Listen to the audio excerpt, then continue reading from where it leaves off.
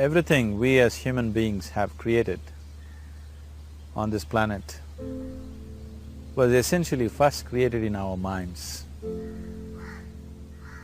All that you see, which is human work on this planet, first found expression in the mind, then it got manifested in the outside world. So one thing we need to understand is, the wonderful things that we have done on this planet and the horrible things that we have done on this planet, both have come from the human mind. So if we are concerned as to what we create in this world, it's extremely important that first of all we learn to create the right things in our mind. How we keep our minds. If we do not have the power to keep our minds the way we want it, what we create in the world is also going to be very accidental and haphazard. So learning to create our minds the way we want is the basis of creating the world the way we want. There is a wonderful story in the yogic lore. On a certain day, a man took a walk. He went for a long walk. Accidentally, unawares, he walked into paradise. Fortunate, isn't he? He just took a walk and he landed up in paradise. After this long walk, he felt little tired. So he thought, oh, I'm tired, I wish I could rest somewhere. He looked around, there was a nice tree, underneath which there was very cushiony grass. So it was inviting. He went and put his head down there and slept. After a few hours he woke up, well rested, and he thought, oh, I'm well rested, but I'm feeling hungry, I wish I had something to eat. And he thought about all the nice things that he ever wanted to eat in his life. And instantly, all those things appeared in front of him. You need to understand, there the service is like that. Hungry people don't ask questions. Food came and he ate. Stomach became full. Then he thought, oh, my stomach is full, I wish I had something to drink. All the nice things that he ever wanted to drink, he thought about it and all of them just appeared in front of him. Drinking people also don't ask questions, so he drank. Now with a little bit of alcohol in him, you know Charles Darwin told you, all of you are monkeys, your tail fell away. Not me, Charles Darwin told you that you were all monkeys and your tail fell away and then you became human. Yes, definitely the tail fell away, but the monkey… In yoga, we always refer to an unestablished mind as markata, which means a monkey.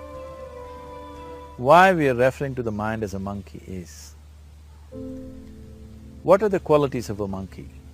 One thing about a monkey is, it's unnecessary movement. And another thing about the monkey is, if I say you're monkeying somebody, what does it mean? Imitation. Monkey and imitation have become synonymous. So these two essential qualities of a monkey are very much the qualities of an unestablished mind. Unnecessary movement, you don't have to learn it from the monkey, you can teach it to the monkey. And imitation is full-time job of the mind. So when these two qualities are on, a mind is referred to as a monkey. So this monkey became active within him. He just looked around, thought, what the hell is happening here? I asked for food, food came. I asked for drink, drink came. There must be ghosts around here, and ghosts came. Oh, the ghosts have come, they're going to surround me and torture me, he thought. Immediately the ghosts surrounded him and started torturing him. Then he started screaming in pain and said, oh, they're going to kill me, and he died. Just now he said he's a fortunate being. The problem is he was sitting under a kalpa vriksha or a wishing tree.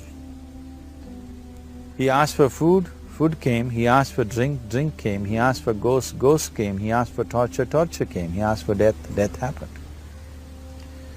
Now don't go looking for these kalpavrukshas in the forest. You can barely find a tree these days. A well-established mind, a mind which is in a state of samyukti, is referred to as a kalpavriksha. If you organize your mind to a certain level of organization, it in turn organizes the whole system. Your body, your emotion, your energies, everything gets organized in that direction.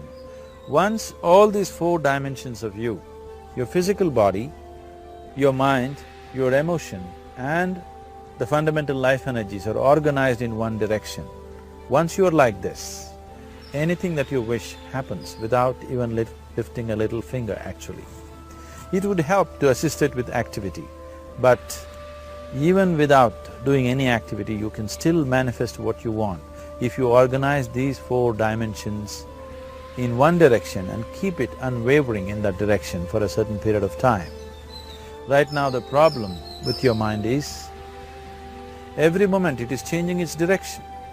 It is like you want to travel somewhere and every 2 steps if you keep changing your direction, the question of you reaching the destination is very remote unless it happens by chance. So, organizing our minds and in turn organizing the whole system and these 4 basic dimensions of who you are right now in one direction, if you do this, you are a kalpavruksha yourself. Anything that you wish will happen. But right now, if you look at your lives, everything that you have wished for till now, if it happens, you have finished. Everything and everybody that you have desired for, if all of that lands up in your house today, could you live with that? So if you want to become empowered, it is also important that you become responsible as to what you ask for and what you don't. Right now the world's situation is just this, we are hugely empowered with technology. Today it doesn't take six billion people to destroy this planet. One man by pressing the wrong button can destroy the whole planet. When we are empowered like this, it's very important that our physical action, emotional action, mental action and energy actions are controlled and properly directed. If it is not so, we become destructive, self-destructive. Right now, that is our problem. The technology, which is supposed to make our life beautiful and easy, has become the source of all the problem that we are destroying the very basis of our life, which is the planet. So what should have been a boon, we are making a curse out of it. What has brought incredible levels of comfort and convenience to us in the last 100 years or so has also become a threat to our life simply because we are not conscious action, we are in a compulsive state of action. So organizing our minds fundamentally means moving from a compulsive state of activity to a conscious state of activity. You might have heard of people for whom they asked for something and beyond all expectations it came true for them. Generally this happens to people who are in faith. Now, let's say you want to build a house. If you start thinking, oh, I want to build a house. To build a house I need 50 lakhs, but I have only 50 rupees in my pocket. Not possible, not possible, not possible. The moment you say not possible, you are also saying I don't want it. So on one level you're creating a desire that you want something, on another level you're saying I don't want it. So in this conflict, it may not happen. Someone who has some faith in a god or in a temple or whatever, who is simple-minded. Faith works only for those people who are simple-minded. Thinking people who are too much thinking, for them it never works. A childlike person who has a simple faith in his god or his temple or whatever, he goes to the temple and says, Shiva, I want a house. I don't know how, you must make it for me. Now in his mind there are no negative thoughts. Will it happen? Will it not happen? Is it possible? Is it not possible? These things are completely removed by this simple act of faith. Now he believes Shiva will do it for him and it will happen. So is Shiva going to come and build your house? No, I want you to understand, God will not lift his little finger for you. what you refer to as God is the source of creation.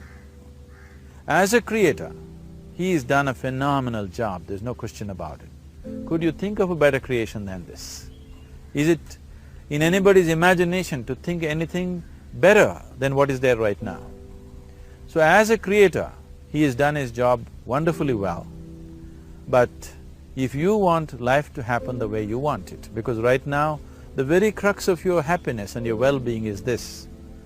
If at all if you're unhappy, the only and only reason why you're unhappy is life is not happening the way you think it should happen. That's all it is. So if life is not happening the way you think it should happen, you're unhappy. If life happens the way you think it should happen, you are happy. It's as simple as that. So if life has to happen the way you think it should happen, first of all, how you think, with how much focus you think, how much stability is there in your thought, and how much reverberance is there in the thought process will determine whether your thought will become a reality or is it just an empty thought. Or how you do not create any impediments for your thought by creating negative thought process. Is something possible or not possible? Is destroying humanity. What is possible and not possible is not your business, it's nature's business. Your business is just to strive for what you want. Right now you're sitting here. If I ask you two simple questions, I want you to just look at this and answer this. Right now from where you're sitting, can you just fly off? You say no? Right now from where you're sitting, can you get up and walk? You'll say yes. What is the basis of this? Why you say no to flying and yes to walking? Because past experience of life, many times you've gotten up and walked, never did you fly off. Or in other words, you're using the past experience of life as a basis for deciding whether something is possible or not possible. Or in other words, you have decided that what has not happened till now cannot happen in your life in future. This is a disgrace to humanity and the human spirit. What has not happened till now on this planet can happen tomorrow. Human beings are capable of making it happen tomorrow. So what is possible and what is not possible is not your business. That is nature's business. Nature will decide that. You just see what is it that you really want and strive for that. And if your thought is created in a powerful way, without any negativity, without any negative thoughts bringing down the intensity of the thought process, it will definitely manifest. The whole existence today, modern science is proving, is just a reverberation of energy. It is a vibration. Similarly, your thought is also a vibration. If you generate a powerful thought and let it out, it will always manifest itself. So generally, people are using faith as a means to remove the negative thought. Today, once you have become thinking human beings, your faith is not too deep. It doesn't matter how much faith you think you have, somewhere doubts always crop up. Right now, the way your minds are made, this moment, if God appears right here, you will not surrender to Him. You will want an investigation whether He is really God or not. With this kind of mind, you should not waste your time on faith. So there is an alternative, which is commitment. If you simply commit yourself to creating what you really care for, now once again, your thought gets organized in such a way, there is no such thing as whether it's possible or not possible. There is no hurdle in your thought process. Your thought flows freely towards what you want. Once this happens, making it happen will also naturally follow. So to create what you really care for, first and foremost thing is that what you want must be well manifested in your mind, that this is what I want. Is that what you really want? You must look at it, because any number of things in your life you have thought, this is it. The moment you reach there, you realize that's not it, it's the next one and the next one and the next one. So what is it that one really wants is one thing. First of all, we must explore. Once that is clear, and we are committed to creating it. Now there is a continuous process of thought in that direction. Once you can maintain a steady stream of thought without changing direction, definitely this is going to happen in your life, or it will definitely manifest as a reality in your life. So, either you make this human form into a kalpa vriksha, or you make it into one big mess, which is happening all over. One reason why we have not created the kind of world that all of us would want to live in is, too many people are busy looking up. Too many people are interested in other planets, they are not interested in this planet. For every aspect of their life, they're checking out with other planets. And further, too many people are in service of heaven, they're not on service of this earth. I think right now we need people who are in service of this earth, not heaven. I believe if heaven is closer to divine than where we are, if that is so, I believe they're little more organized than us, they don't need help from us. This has been a major problem on the planet. Anything that is valuable for a human being, anything that is good, the highest aspects of human life have unfortunately been exported to heaven. For example, if you say love, people say God is loving. We do not know whether God is loving or not. Human beings are capable of love. It is very, very important that people understand human beings are capable of love, human beings are capable of compassion, human beings are capable of joy and blissfulness. All the good things that are possible for a human being, unfortunately have been exported to heaven. If we want to create the kind of world that we want to, we need to understand whatever you refer to as God, the idea of God has entered our mind only because we have seen creation around us. Because there is creation, we have assumed a creator. God is a great creator. What you refer to as God is a source of creation. That source of creation has not failed us, has done a fantastic job. But now the question is about management. If you want to leave the management in the hands of the Creator, He will manage it in His own way, according to His agenda. But that's not what you want. You want life to happen the way you want it. Now, for example, let's say all of you here are the India soccer team for the next World Cup, and I am the coach. So these next 4 years, everything that you need to know about football is taught to you. Everything that I know about football is poured into you in so many ways. Now, the time to play the match has come. You're on the field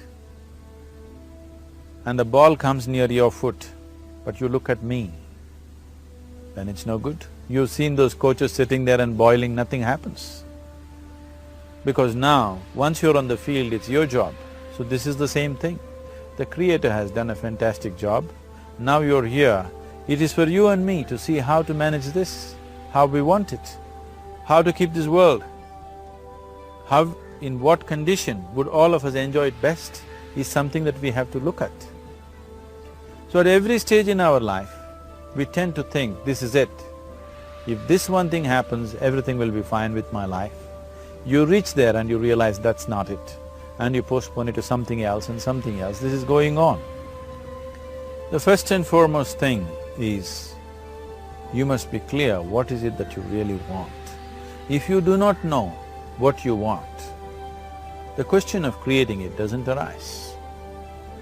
If you look at what you really want, what every human being wants is, he wants to live joyfully, he wants to live peacefully.